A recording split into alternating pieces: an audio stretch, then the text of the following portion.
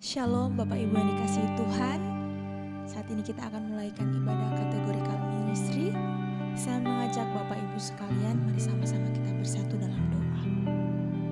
Bapa yang baik, terima kasih buat kasih setiamu dalam hidup kami. Pada saat ini Tuhan, kami akan mulaikan ibadah kami. Kami mau menaikkan syukur kami di hadapan Tuhan sebab kebaikan-Mu dalam kehidupan kami. Terima kasih Tuhan, berkati ibadah kami pada hari ini. Dalam nama Tuhan Yesus Kristus. Haleluya. Amin.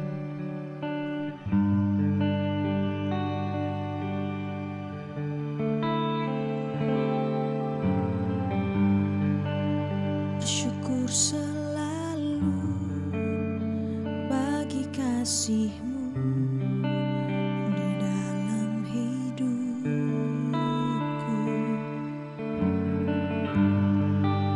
Entahkan ku ragu atas rencana-Mu di masa depanku.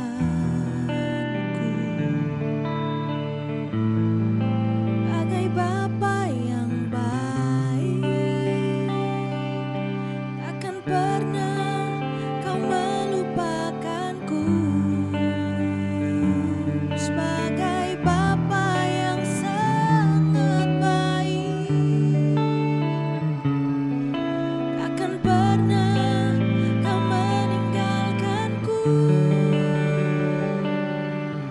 Ku kan menari dan bersuka karena-Mu, oh Yesusku, dan ku kan minum air-Mu bagai rusa rindu. Selalu ku hidup dalam-Mu dan hidup-Mu di dalamku, oh Yesusku.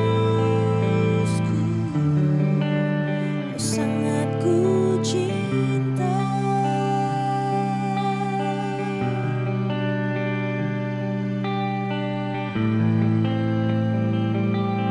Bersyukur selalu,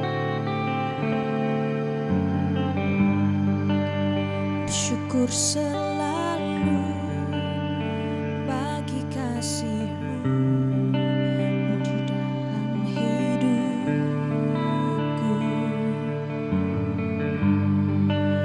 Entahkan ku ragu atas rencana-Mu di masa depanku.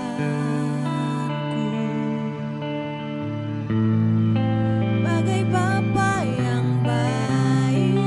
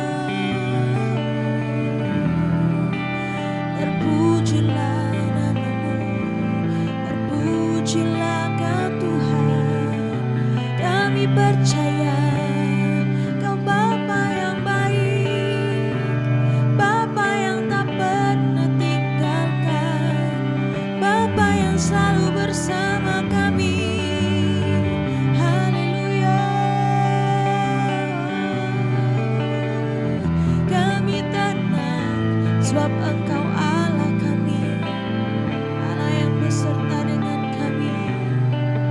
Haleluya, terpujilah nama-Mu. Terima kasih Tuhan, terima kasih.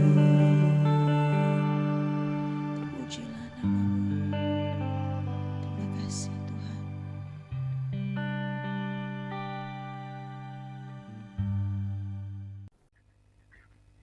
Shalom Bapak Ibu Saudaraku yang kasih Tuhan, puji nama Tuhan. Berjumpa kembali kita pada malam hari ini di dalam ibadah pendalaman Alkitab.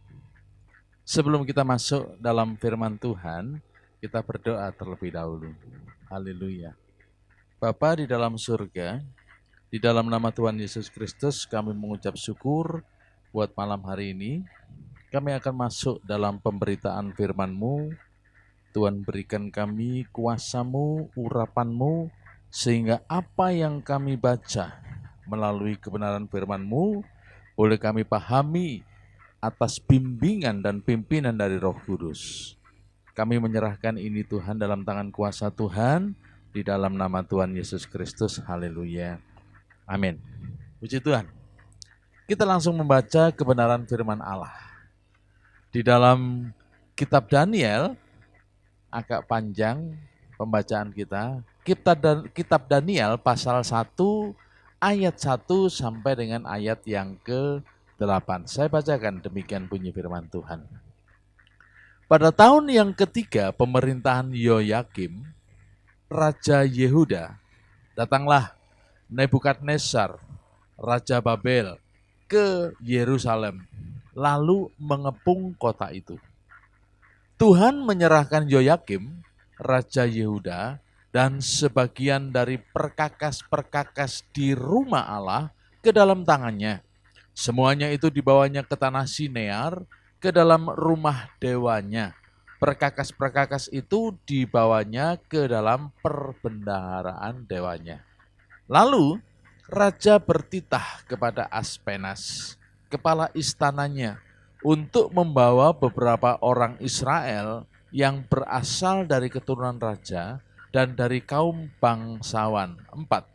Yakni orang-orang muda yang tidak ada suatu celah, yang berperawakan baik, yang memahami berbagai-bagai hikmat, berpengetahuan banyak, dan yang mempunyai pengertian tentang ilmu, yakni orang-orang yang cakap untuk bekerja dalam istana raja, supaya mereka diajarkan tulisan-tulisan dan bahasa orang Kasdim.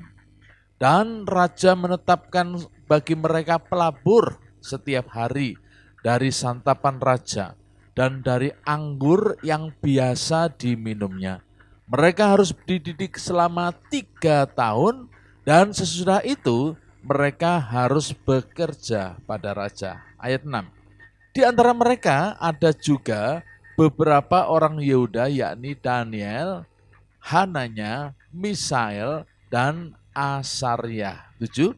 Pemimpin pegawai istana itu memberi nama lain kepada mereka. Daniel dinamainya Belsasar, Hananya dinamainya Sadra, Misael dinamainya Mesah, dan Asaria dinamainya Abednego. 8. Daniel berketetapan untuk tidak menajiskan dirinya dengan santapan raja dan dengan anggur yang biasa diminum raja. Dimintanyalah kepada pemimpin pegawai istana itu supaya tidak usah menajiskan dirinya. Puji Tuhan. Kisah ini memang mungkin pernah kita mendengarnya. Tapi ada satu hal yang mungkin nanti di dalam pendalaman kita, ada sesuatu hal yang baru yang Tuhan berikan atas kita. Haleluya.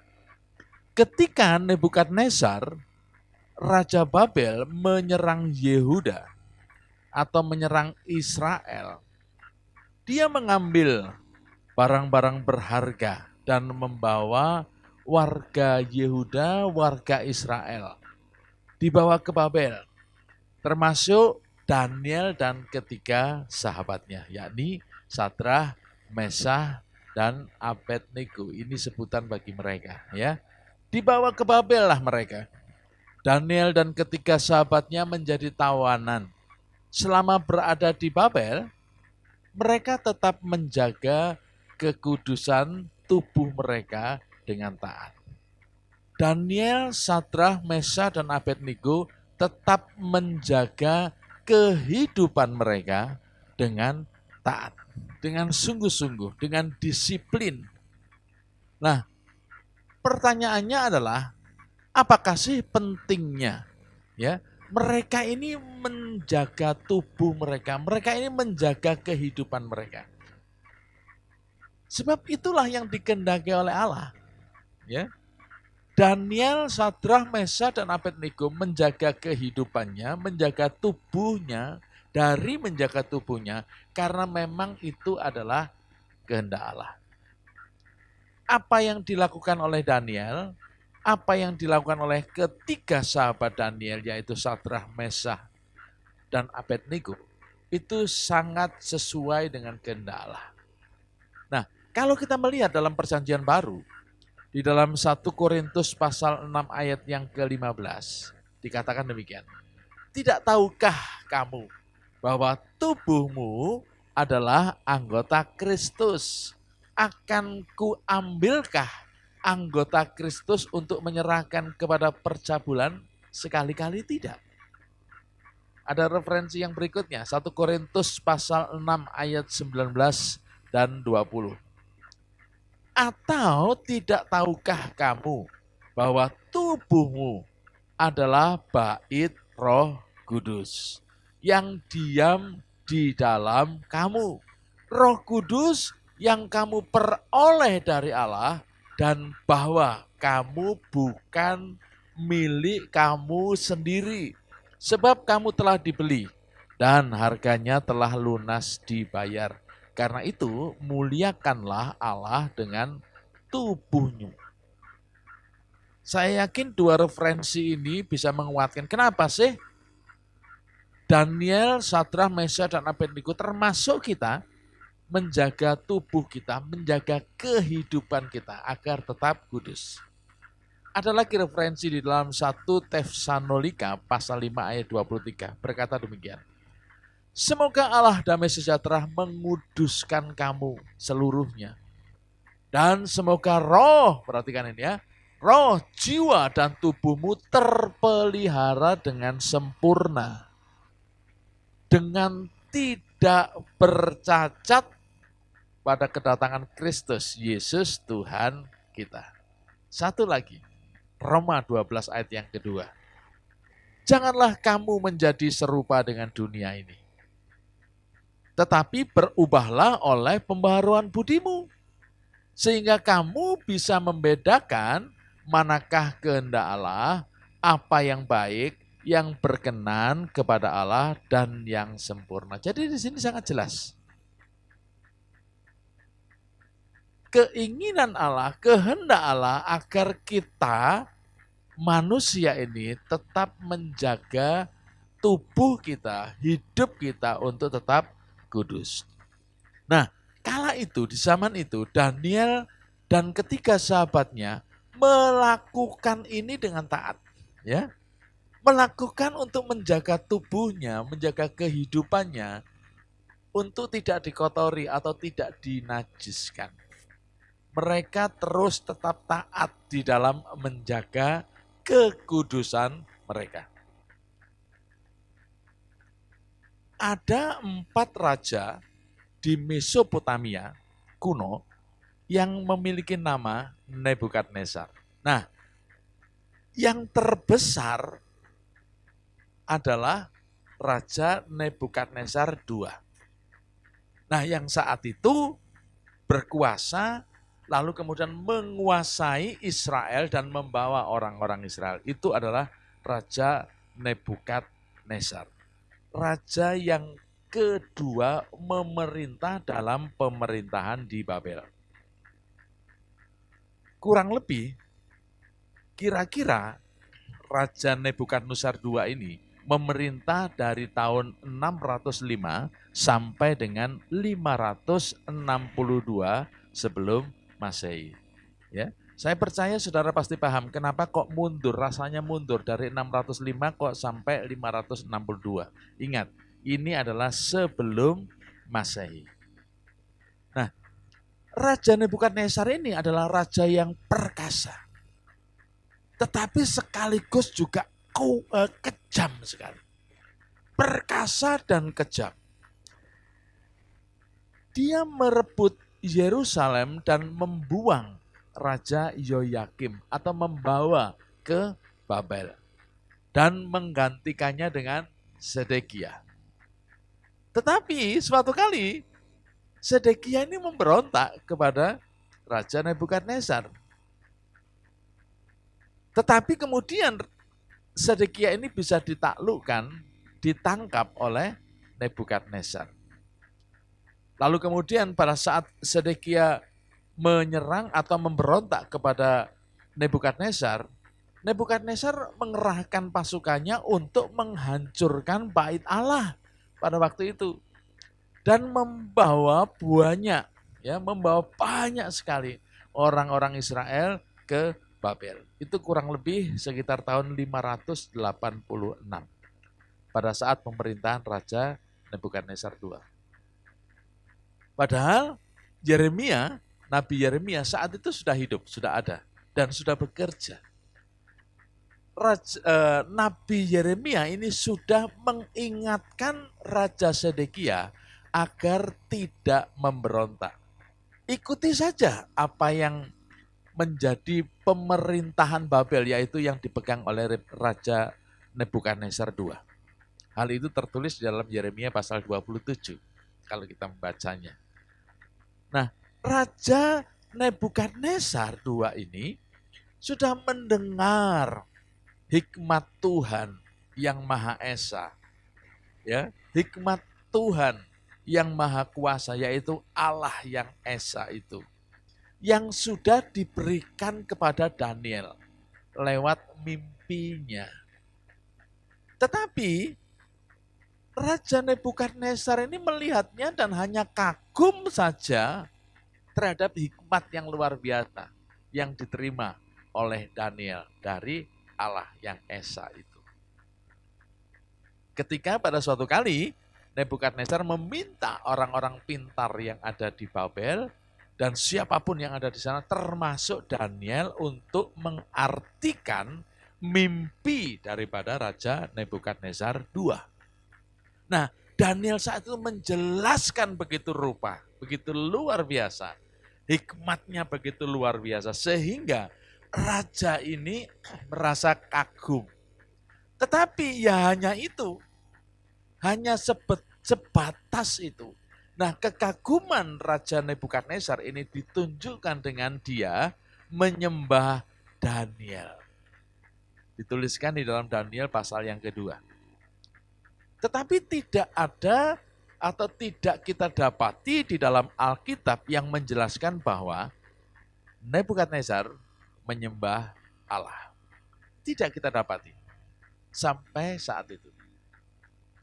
Nah, Raja Nebukadnezar juga yang menghukum Sadrah, Mesah, dan Abednego ketika harus diminta untuk menyembah patung yang dibuat oleh Nebukadnezar.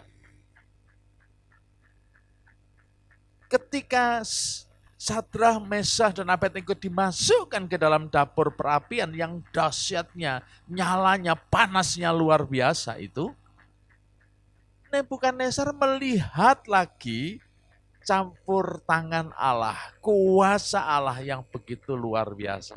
Sehingga menyelamatkan Sadrah, Mesah, dan Abednego. Nebukadnezar menyaksikan ini. Tetapi sampai di situ pun dia masih belum percaya dan belum menyembah Allah yang hidup, Allah yang Esa itu. Memang dia menyampaikan suatu dekret atau suatu keputusan ya agar siapapun orang yang menghinakan Allahnya Sadrah, Allahnya Mesah, Allahnya Abednego akan dipenggal-penggal. Ya, begitu dituliskan di dalam Daniel pasal 3. Ya. Tapi sejauh itu Nebukadnezar masih belum bertobat. Ya, masih belum bertobat, masih belum mau menyembah dan mengakui Allah yang esa itu. Nah, di sini kita bisa belajar, hati-hati ya, hati-hati. Bagi kita kalau misalnya Allah mengingat atau menunjukkan sesuatu tentang kekuasaannya yang menuntut kita harus bertobat, tetapi kita tidak mau bertobat, maka hati-hati, akan diperhadapkan suatu masalah yang lebih serius lagi, lebih besar lagi. Nah, ini terjadi pada Nebukadnezar. Ya. Berulang kali dia sudah melihat betapa kuasa Allah yang luar biasa itu, tapi dia masih tetap tidak mau menyembah Allah, tidak mau bertobat, tidak mau melakukan apa yang menjadi perintah dan kehendaknya Allah. Hati-hati, kalau ini terjadi dalam kehidupan kita, seperti halnya Nebukadnezar menghadapi hal yang begitu sulit berikutnya, yaitu masalah yang begitu besar. Ya, bisa jadi kalau kita juga diingatkan oleh Allah, tetapi kita tidak mau melakukannya, kita bisa menghadapi kesulitan atau keadaan yang tidak mengenakkan berikutnya. Nah, apa yang tidak mengenakkan Raja Nebukadnezar adalah Raja Nebukadnezar ini diizinkan oleh Tuhan memiliki perilaku seperti binatang. Ngeri enggak? Kalau kita misalnya dikatakan seperti binatang aja tersinggung kok. Ya. Apalagi saat itu Nebukadnezar mengalami tindakannya itu seperti binatang. Sebenarnya Daniel secara langsung ataupun tidak langsung sudah meminta dan mengingatkan Raja Nebukadnezar untuk apa? Untuk bertobat. Dan mencari pengampunan dari Allah sehingga dia menerimanya. Dan tidak sombong. Tidak sombong dengan kekuatannya, tidak sombong dengan kebesarannya. Tetapi Nebukadnezar tidak menggubris. Dia tetap sombong. Dia tetap mengupayakan sedemikian rupa kesombongannya itu dan ditunjukkan. Itu salah satu sifat daripada Nebukadnezar. Akibatnya apa? Allah bertindak. Di dalam Daniel pasal yang keempat itu bisa kita lihat. Allah bertindak. Tindakan Allah apa? Membuat Raja Nebukadnezar memiliki perilaku seperti binatang. Nah, kita bisa melihat di sini, ya. Raja Nebukadnezar kalau ditinjau dari ilmu pengetahuan, dia sedang mengalami penyakit mental. Memang dasarnya penyakit mental yang dialami oleh Nebukadnezar itu adalah suka memuji dan membanggakan kehebatannya. Suka memuji dan membanggakan apa yang sudah dicapai. Sehingga kondisi ini bisa membawa suatu perubahan dalam mental Nebukadnezar. Dia mengalami kondisi mental patologis, mental yang mempengaruhi perilaku yang disebut dengan atau yang disebut dengan istilah ilmu pengetahuan dan kedokteran itu dinamakan likantropi klinis. Atau ada yang menyebutnya juga dengan sebutan zoantropi. Nah, apa yang dimaksud dengan likantropi klinis? Secara umum bisa dijelaskan begini. Itu merupakan suatu ekspresi gangguan dari, lagi-lagi sebutannya dengan menggunakan sebutan istilah kedokteran yang namanya skizofrenia. Skizofrenia, agak sulit mengucapkannya. Skizofrenia. Apa skizofrenia itu? Gangguan mental yang berat yang dapat mempengaruhi apa saja tingkah laku. Lalu mempengaruhi apa lagi? mempengaruhi tingkah laku, mempengaruhi emosi, dan mempengaruhi komunikasi. Nah, oleh sebab itu, makanya Alkitab dituliskan di sana, Nebukadnezar kemudian berperilaku, bertindak, bersikap seperti binatang. Ini adalah suatu akibat dari depresi mental yang berat yang dialami oleh Nebukadnezar. Di satu sisi dia membangga-banggakan sedemikian rupa kekuatannya, kekuasaannya, keberhasilan. Dan ini bisa berakibat buruk dalam kehidupan Nebukadnezar. Jadi kondisi ini adalah kondisi yang merupakan kelainan sistem saraf yang ada di otak. Ya, kelainan sistem syaraf yang ada di otak. Karena di dalam kelainan sistem saraf yang ada di otak itu, orang ini orang yang mendapatkan atau ada yang namanya tadi sudah saya sebutkan skizofrenia, orang yang mengalami gangguan ini, ya, dalam sistem sarafnya itu ada kelainan otak yang kemudian memunculkan sensasi fisik. Bagaimana seseorang itu mengalami sesuatu gangguan yang ada di dalam tubuhnya yang berawal dari kelainan sistem syaraf yang ada di otaknya. Nah, kondisi seperti ini ya, pada zaman modern seperti sekarang ini ya, orang itu akan bertindak, berperilaku seperti binatang. Makanya kemudian setelah dalam perkembangan ilmu pengetahuan, hal ini disebut dengan spesies dysphoria. Perasaan bahwa tubuh seseorang itu adalah spesies yang salah. Jadi menganggap bahwa ini bukan tubuhku. Ya, karena perilakunya sudah berbeda dengan perilaku seperti tubuh yang diberikan oleh Allah. Akibatnya apa? Akibatnya orang yang memiliki gangguan seperti ini, dia berperilaku seperti binatang. Mengerikan sekali.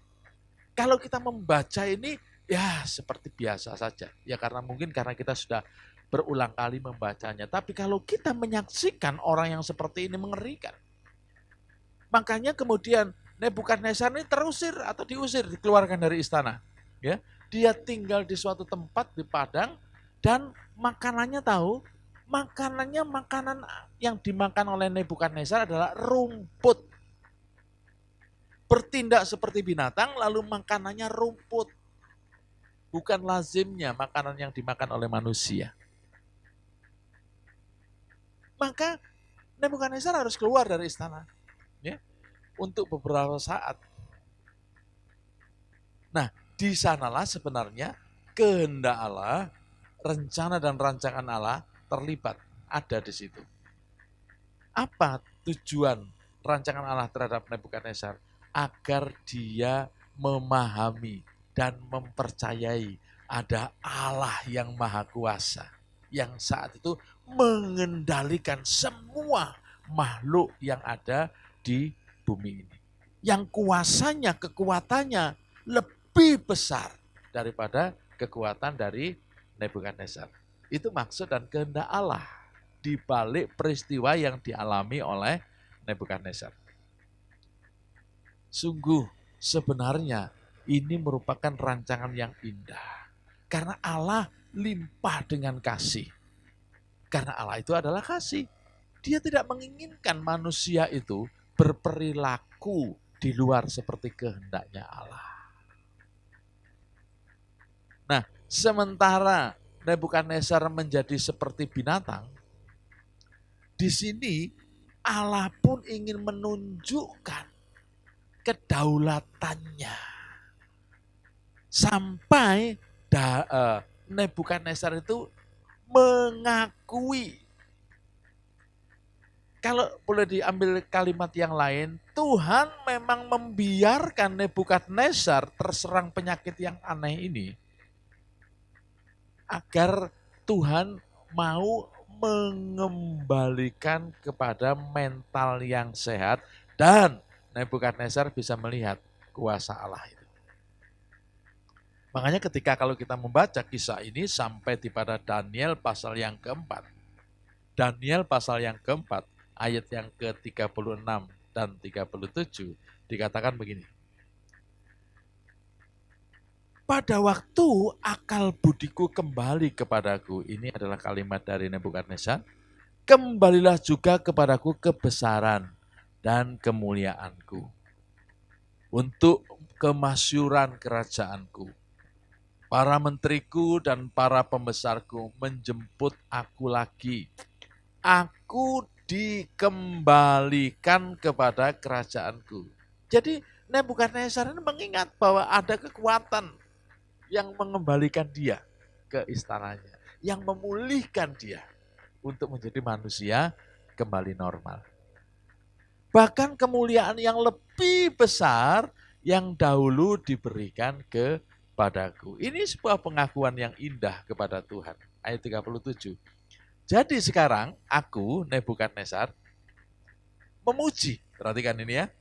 Aku, Nebukadnezar, memuji, meninggikan, dan memuliakan Raja Surga. Siapa yang dimaksud dengan Raja Surga? Tidak lain adalah Allah. Yang segala perbuatannya adalah benar dan jalan-jalannya adalah adil. Dan yang sanggup merendahkan mereka yang berlaku congkak. Lihat, ya meskipun prosesnya memang kelihatannya tidak mengenakan bagi Nebukadnezar, tetapi mendatangkan sesuatu yang luar biasa. Raja Nebukadnezar, raja yang besar, raja yang perkasa, yang saat itu boleh dikatakan memiliki negara yang besar juga, sanggup mengakui bahwa Allah itu adalah Allah yang berkuasa.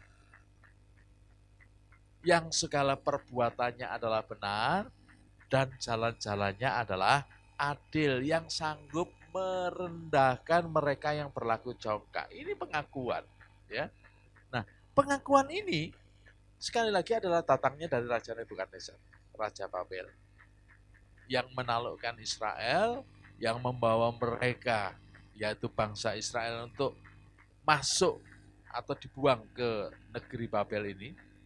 Seorang raja yang kejam, seorang raja yang sombong, yang dulunya tidak mengenal Tuhan, tetapi kemudian lewat peristiwa itu, ya, maka dia kemudian bertobat, ya, bertobat lalu mengakui Allah yang esa. Luar biasa. Ini adalah suatu doa yang sangat berbeda dari mulut seorang Nebukadnezar. Sebelumnya dia hanya mengakui, ya, atau menyebut Allah itu dengan sebutan Allahnya Daniel, ya, atau Allahnya Sadrah, Mesah, dan Abednego. Tetapi kemudian, ya, Nebukadnezar melihat segala kuasa yang besar yang daripada Allah. Nebukadnezar melihat mujizat Tuhan yang luar biasa. Yang pertama ketika dia melihat dan menyaksikan Allah membungkam mulut-mulut singa yang siap menerkam Daniel, dibungkam oleh Allah. Dia sudah melihat sebetulnya, ya. Lalu kemudian Allah yang membebaskan dan melindungi terlebih dahulu dan membebaskan Sadrah, Mesah, dan Abednego dari ganasnya api yang menyala-nyala. Nebukadnezar juga melihat betapa Allah ini adalah Allah yang limpah dengan hikmat, kebijakan, kebijaksanaan yang diturunkan kepada Daniel. Dan Nebukadnezar melihat hal ini. Sehingga sampai pada suatu saat, Raja Nebukadnezar mengakui bahwa Allah itu adalah Allah yang sebenarnya yang layak untuk disembah. Nah, dari ketaatan Daniel, dari ketaatan Sadrah, Mesah, dan Abednego untuk tidak mengotori, menajiskan dirinya, membawa apa? Membawa pertobatan Bagi seorang raja yang kejam, raja yang besar, raja yang sombong untuk percaya kepada Tuhan. Ada dua hal yang bisa kita pelajari melalui peristiwa ini. Yang pertama, ya, perhatikan. Kasih sayang Tuhan itu tidak bisa dibatasi oleh sifat dan keberadaan manusia. Baik manusia itu baik atau baik manusia itu jahat, tidak pernah mempengaruhi kasih Allah kepada orang-orang ini. Kasih karunia-Nya sangat berperan penting dalam menolong manusia. Nah, ini ditunjukkan ketika Allah memulihkan, mengembalikan Raja Nebukadnezar. Nebukadnezar kalau boleh dibilang sungguh sangat menyedihkan hati Tuhan, sangat mengecewakan hati Tuhan. Dia hanya membanggakan kekuatannya, menyombongkan kekuatannya, padahal kekuatan itu datangnya dari Tuhan. Lihat, kalau Tuhan berperkara, raja yang sombong itu, yang mengatakan kuasanya begitu besar, bisa diubah oleh Tuhan, diizinkan Tuhan terjadi menjadi manusia yang berperilaku seperti binatang. Coba lihat di sini ya. Nah, pelajaran yang kedua, Tuhan memakai Daniel, Sadrah, Mesah, dan Abednego untuk tujuannya Tuhan.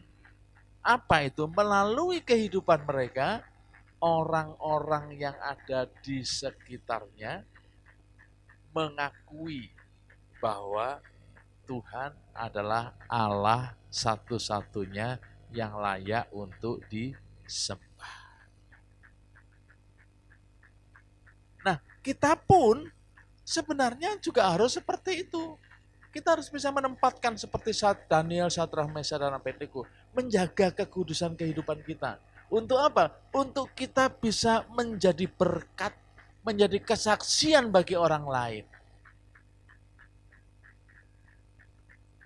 Bukankah kita ingat, Tuhan suatu kali pernah berfirman, kamu adalah garam dunia. Jangan sampai kamu menjadi tidak asin. Garam dunia itu memiliki sifat utama.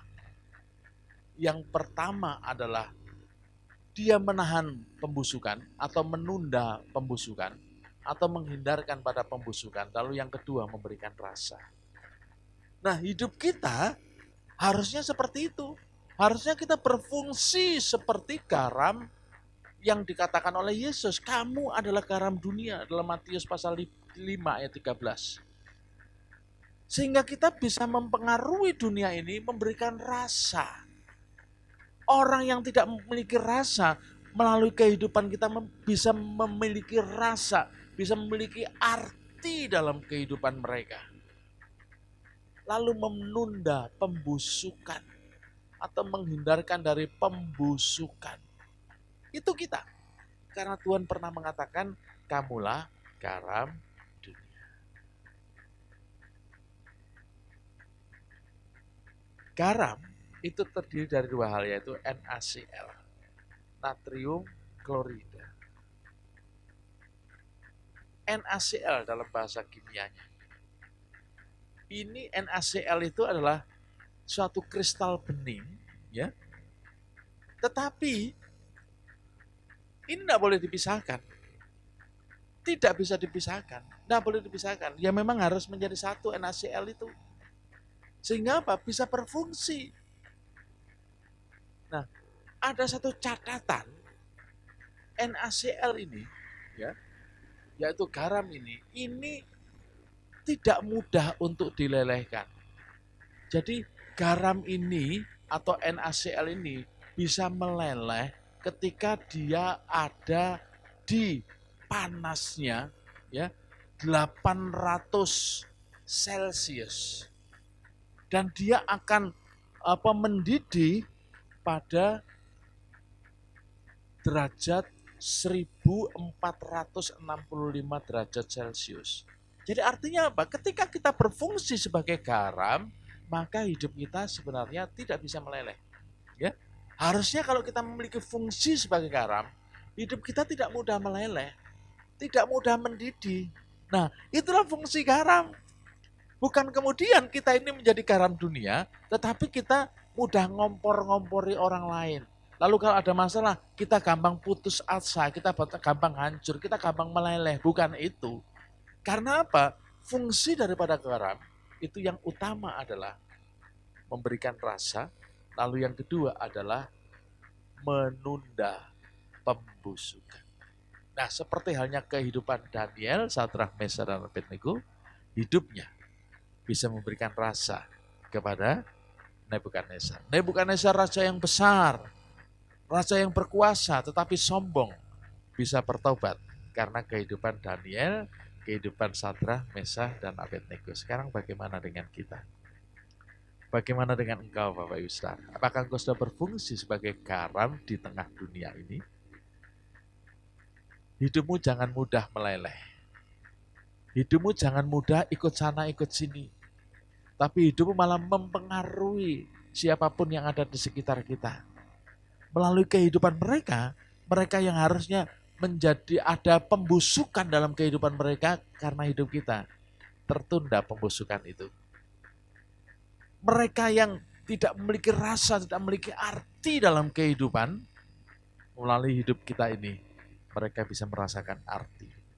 Karena apa? Karena kita adalah garam dunia. Seperti yang difirmankan oleh Tuhan Yesus. Kamulah garam dunia. Dan sebagai garam harus memiliki fungsi yang benar. Jangan sampai menjadi tidak asik, tetapi sesuai dengan fungsinya. Puji Tuhan. Kiranya apa yang sudah disampaikan ini sungguh-sungguh bisa menjadi berkat dalam kehidupan kita. Mari kita tundukkan kepala kita. Terima kasih Bapa, terima kasih Tuhan. Kami sudah mendengarkan firman-Mu. Biarlah firman-Mu ini sungguh-sungguh bisa kami mengerti, bisa kami pahami, kami meteraikan dalam hati kami untuk siap kami lakukan. Karena kami adalah garam-garam dunia yang ada di dunia ini. Sehingga hidup kami bisa berfungsi dengan baik. Semuanya untuk kemuliaan bagi nama Tuhan. Berkati anak-anak-Mu dimanapun berada yang menyaksikan program ini Tuhan. Berkati satu persatu, berkat Tuhan melimpah atas setiap kehidupan kami, baik berkat-berkat secara jasmani maupun berkat-berkat secara rohani. Terima kasih Bapak, terima kasih. Kami tetap berdoa bagi seluruh anak-anak-Mu dimanapun berada, kiranya kasih kemurahan Tuhan terus melimpah atas setiap kehidupan kami. Berkati gereja-Mu, berkati di mana ada gereja Tuhan berdiri, bisa menjadi berkat, bisa menjadi garam, seperti yang Tuhan inginkan pada malam hari ini. Terima kasih Bapak, terima kasih. Berkati GBS Jemaat Sawahan, seluruh hamba-hamba-Mu yang ada di sana, Tuhan memberkati. Bapak dan Ibu Gembala kami, Tuhan juga memberkati. Bahkan bangsa Indonesia, Tuhan juga memberkati bangsa kami. Kemurahan Tuhan terus melimpah atas bangsa kami, sehingga bangsa ini menjadi bangsa yang sungguh-sungguh diberkati oleh Tuhan. Nah, sebelum berpisah, Bapak Ibu Saudaraku yang dikasihi Tuhan, bersiaplah untuk menerima berkat Tuhan. Buka hatimu, arahkan hatimu untuk siap menerima berkat Tuhan.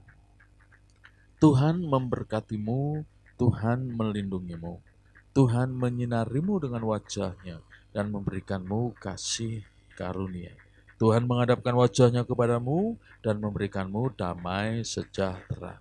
Anugerah dari Allah Bapa, cinta dan kasih dari Tuhan kita Yesus Kristus, penyertaan-Nya yang manis, yang luar biasa dan yang sempurna melalui Roh Kudus-Nya menyertai dan memberkati malam ini dan bahkan sampai selama-lamanya, sampai Tuhan Yesus Kristus datang kali yang kedua.